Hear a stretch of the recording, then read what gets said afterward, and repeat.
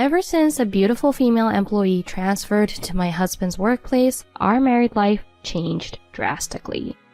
He started talking only about the beautiful female employee and began making sarcastic remarks to me almost every day, telling me to become more beautiful like that employee. Reaching my limit, I confronted him with divorce after learning a certain secret about him. But he, unaware of everything, seems to think we can reconcile. What was the secret he was hiding? How will I handle him and the beautiful female employee? He justified his behavior with, "It's just work," but faced consequences after his major secret was revealed. As a result of various troubles caused by him, I successfully divorced him. I can't believe my husband would do such a thing. It's shocking to see wives who are surprised or in shock, right? I'm stunned by my husband's antics. I'm glad I could divorce him quickly. What did my husband do? I guess there are things you just don't notice before marriage, huh? It's surprising how little you realize. Adam and I met through work connections, but to be honest, it was just that I had a colleague who knew someone at my husband's workplace, and we all ended up going on a group date. Because we were the same age, we quickly got along and dated for about 2 years before getting married. I think we got along well for the next 3 years, but when I turned 31, a beautiful employee named Brittany transferred to my husband's workplace. Since then, my husband's attitude completely changed. I'm neither beautiful nor cute. Yet my husband would say, "Natalie, you're cute, you know." He used to say things like that, but then suddenly he started giving me the cold shoulder.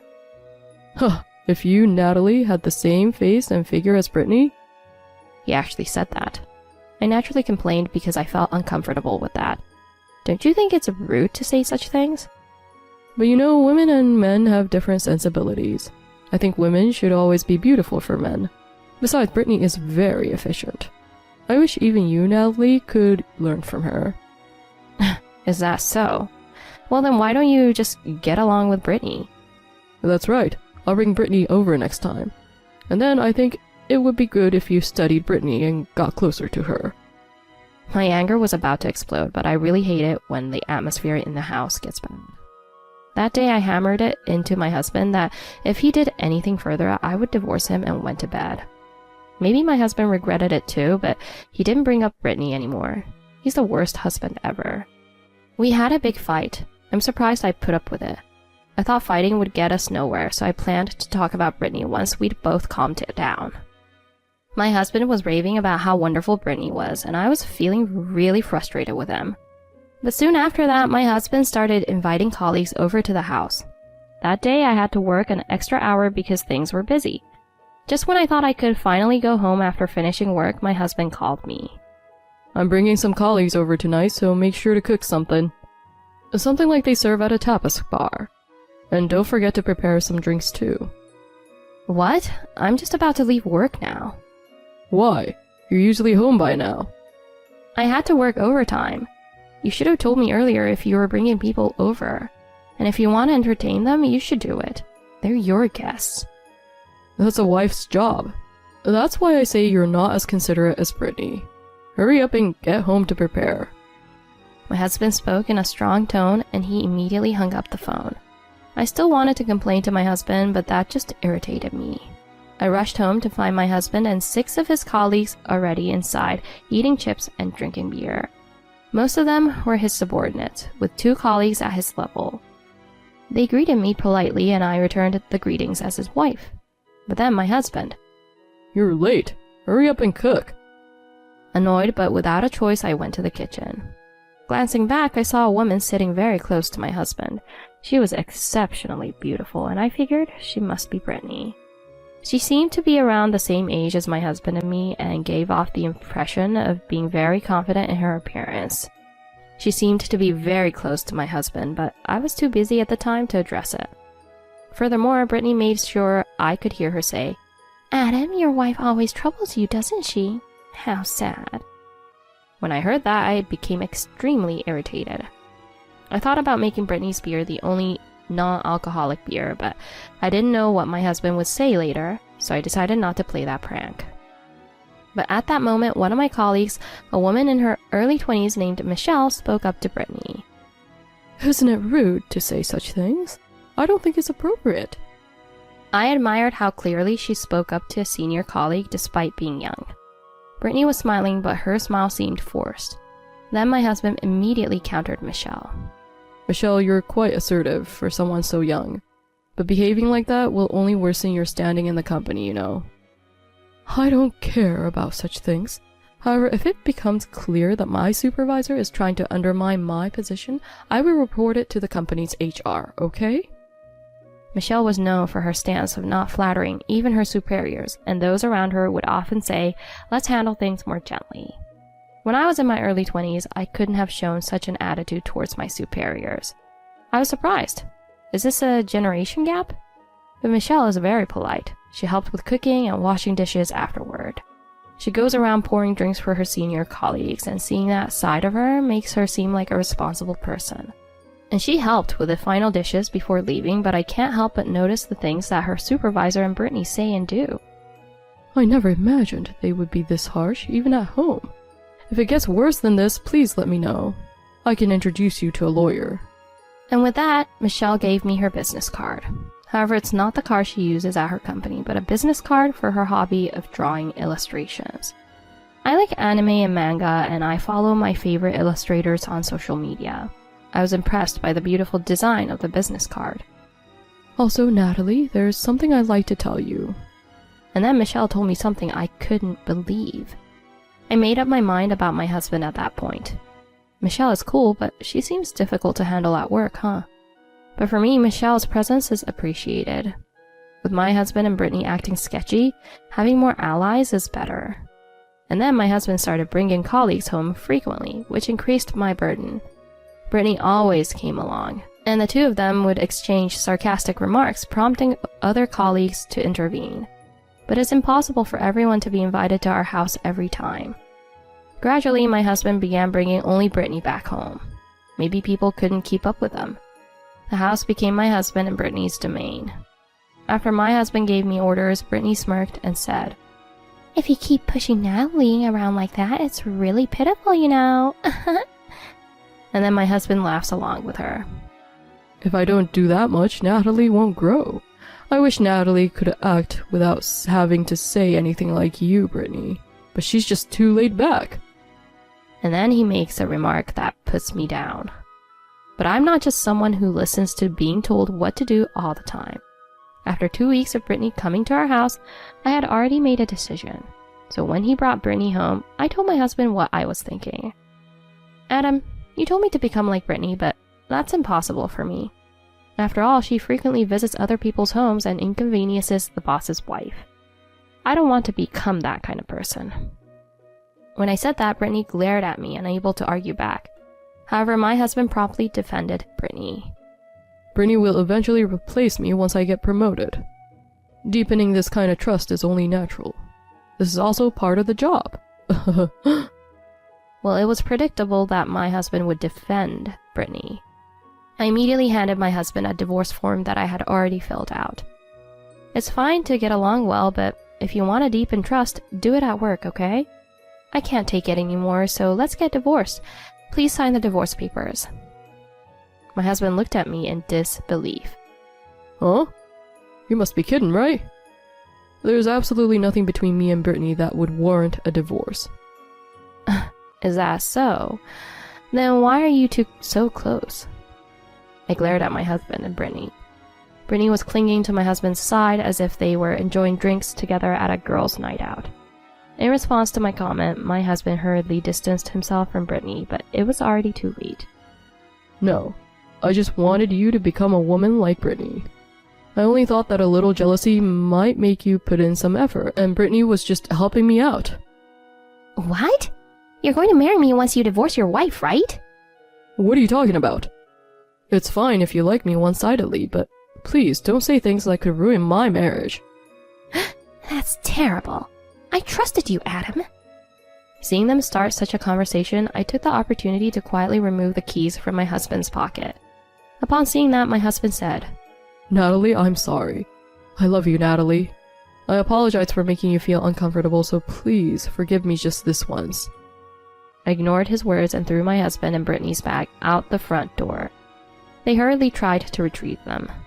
As soon as they were outside, I locked the front door and put on the chain lock. My husband kept ringing the chime, so I turned the volume on the intercom to 0, and soon a call came in from him. Listen to me. I only have you.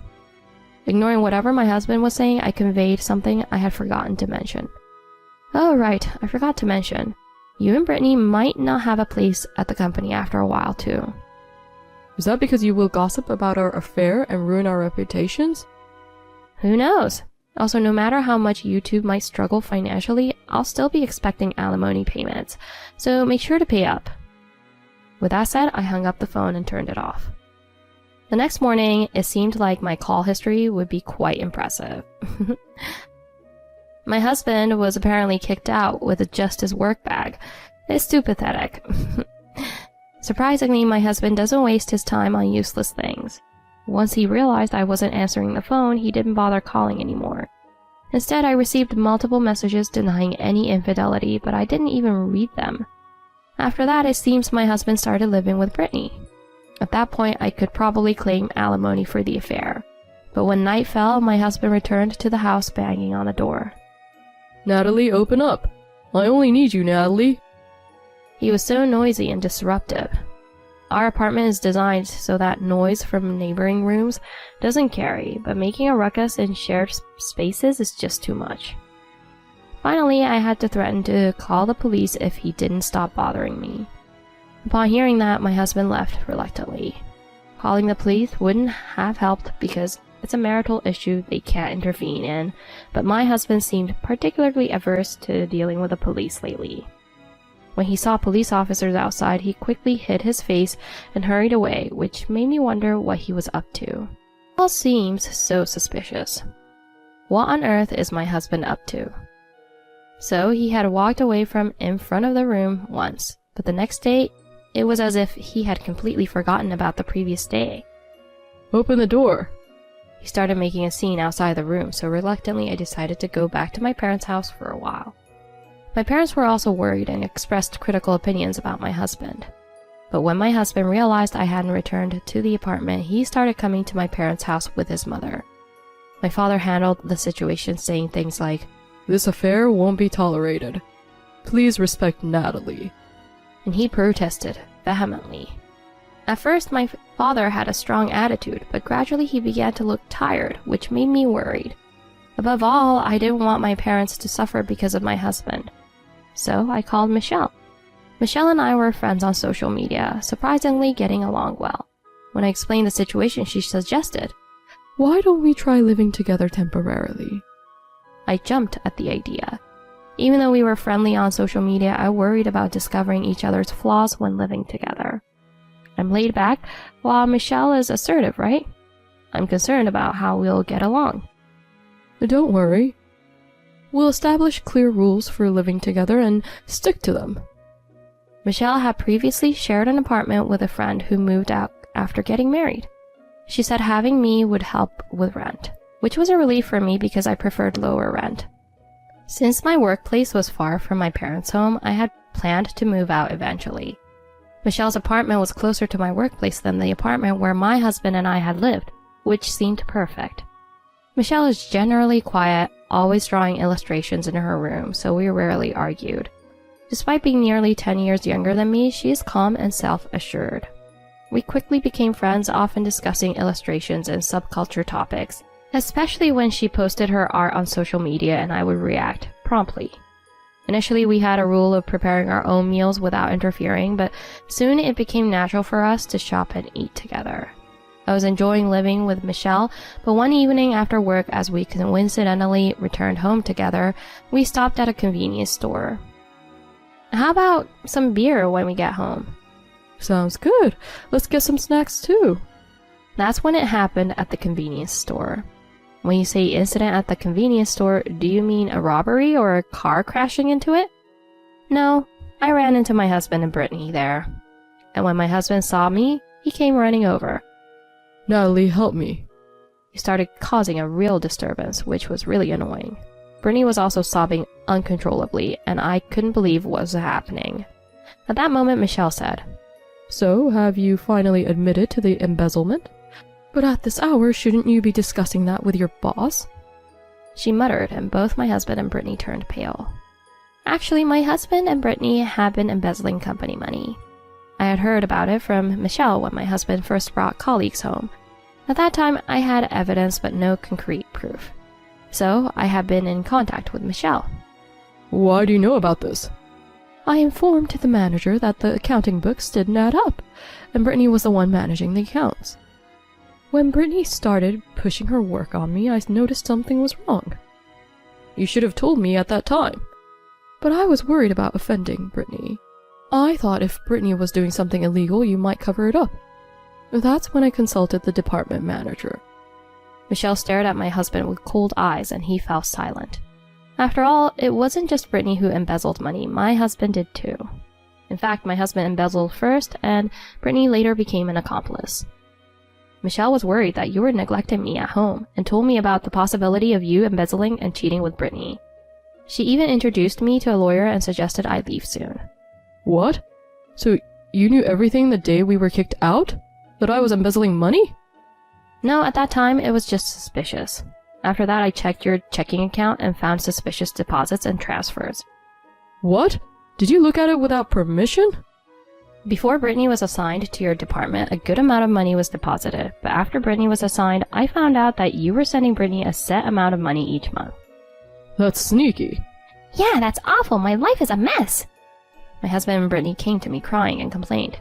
I was amazed that they could say such things, considering what they had done. Sneaky? Who's the real criminal here? From then on, I had evidence of your affair with Brittany. That was because I had no choice but to stay at Brittany's house after you kicked me out. Actually, it was before that. When I kicked you out, the investigation was still ongoing, but I heard from the detective agency that they had already gathered enough evidence. I kicked you out because I didn't want to spend another second with you. I then showed my husband a photo from my bag that I knew was proof of the affair.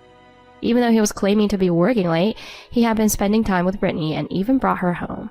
How much time did they want to spend together, seriously? At this point, both my husband and Brittany looked utterly defeated, but then Michelle further explained. So you both confessed to what happened earlier, right? Actually, I have been listening in on your conversation from nearby and reported it to the department head. Now you're both in deep trouble. You'll have a hard time with money since you'll have to repay what you embezzled. But don't worry, you'll definitely pay up for the adultery.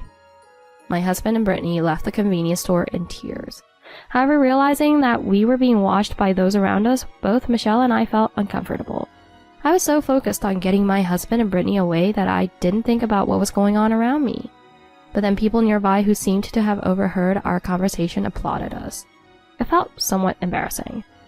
Afterwards, my husband and Brittany didn't return home and went into hiding, but they were quickly found and arrested. It turns out my husband had embezzled an amount reaching 7 figures over several years, and I was questioned about it as well. However, I felt somewhat relieved knowing that he had spent the embezzled money on his own pleasures, and I hadn't unknowingly used any of it. I might have felt a bit relieved about that. Even if they were to ask me to repay what I've used, it would be troublesome for me. This is what I heard from my parents-in-law. My husband used to think I was on the cute side, but it seems he also wanted to be friendly with attractive women, so he frequented nightclubs. However, when Brittany, who was unexpectedly more beautiful than the girls in the clubs, entered my husband's department, he started to have an attachment to her. Then he should have divorced me and then became friends with Brittany. But I was told a very selfish story that my husband didn't want to let go of me either. My mother-in-law seemed to realize that my husband was entirely at fault, and although she had been on his side all along, but she changed her mind. My parents-in-law politely apologized to me. They handled the divorce with my husband smoothly, so I was able to divorce him safely. I asked my husband and Brittany for alimony. They initially paid back some of the money they owed, then turned to their parents to cover the rest, so now they have no money left to pay me. My in-laws and Brittany's parents managed to gather money with the help of relatives and pay me the entire settlement amount. The amount the parents advanced was said to be repaid over the lifetime of my husband and Brittany. After that, my husband and Brittany received probation due to being first-time offenders, but my husband lost his job abruptly. My husband struggled to find another job and was briefly unemployed. Although he found a job with poor conditions, the work is tough and the pay is low. It seems he's having a hard time making ends meet while repaying debts to his parents, and he's started doing side jobs, facing difficult days. Brittany seems to be in a similar situation as my husband. Initially, he took responsibility and tried to marry Brittany, but Brittany blamed everything on my husband and ended their relationship. I was told that her husband had developed a distrust of women. That's what I heard the last time I saw my in-laws after the divorce. My parents-in-law looked exhausted. It must be tough having a criminal in the family. Am I living peacefully now? I've continued to share a room with Michelle since then. We're incredibly close, like lifelong best friends. Both Michelle and I feel amazed because we've never been so close to anyone before. This is what friendship is all about. Michelle has a strong personality, so she seems to face a lot of challenges at work, but lately she's been thinking about how I would handle things and speaking up. By doing so, I feel like the atmosphere in the office has relaxed a bit. She said that, so it seems she's doing her best in her own way. I've been given more responsibilities at work lately, which brings a lot of stress, but looking at Michelle's illustrations soothes me. It feels like I'm really enjoying this new phase of life. Thank you for listening this far. It's surprising that Michelle and I get along so well, isn't it? Friendships like that are really wonderful. I hope Michelle continues to live happily with me from now on. As for my husband and Brittany, who have lost everything, while it would be good if they repent, that's probably quite difficult. People don't change easily. There are still many people who judge others solely by their appearance. Understanding who someone truly is on the inside is important.